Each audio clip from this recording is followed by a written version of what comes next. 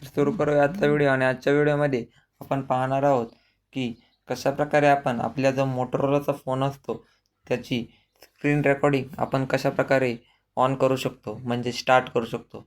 तर तुम्ही जेव्हा सुरुवातीला मोबाईल घेता तर तेव्हा तुम्हाला पहिल्यांदा जे तुम्ही असं स्वाईप डाऊन केल्यानंतर जे आपल्याला स्क्रीन रेकॉर्डिंगचं आयकॉन असतं ते आत्ता मी या ठिकाणी आणलेलं आहे, परंतु तुम्हाला ते सुरुवातीला दिसत नाही. त्यामुळे कशाप्रकारे तुम्ही ते आयकॉन आपल्या होम स्क्रीनच्या पहिल्यांदाच स्वाईप डाऊन केल्यानंतर तुम्हाला दिसू शकतं, तर पाहूया. तर सर्वात पहिल्यांदा तुम्ही जेव्हा असं स्क्रोल करता, स्वाईप करता, तेव्हा तुम्हाला स्क्रीन रेकॉर्डिंगचा आयकॉन दिसत नाही. त्यामुळे तुम्ही सेटिंगमध्ये जाऊन पाहता, पण तिथेही तुम्हाला स्क्रीन रेकॉर्डिंगचा आयकॉन दिसत नाही. पण जेव्हा तुम्ही तर ते स्क्रीन रेकॉर्डिंगचा आयकॉन या ठिकाणी कशाप्रकारे आणावं हे तुम्हाला मी या व्हिडिओमध्ये सांगत आहे. तर सर्वात पहिल्यांदा आपण जे आपल्याला बॉटमला जे 3 डॉट्सच्या साईडला जी पेन्सिल आयकॉन दिसते त्या ठिकाणी आपण क्लिक करायचं आहे.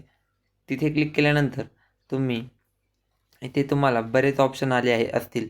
तर तुम्ही इथे तुम्हाला जे second hold and drag to add tiles या ठिकाणी जे दिसतंय ते तुम्ही त्यावर क्लिक करून तुम्हाला इथे माईक ॲसिस्टच्या खाली स्क्रीन रेकॉर्डिंगचा ऑप्शन दिसेल.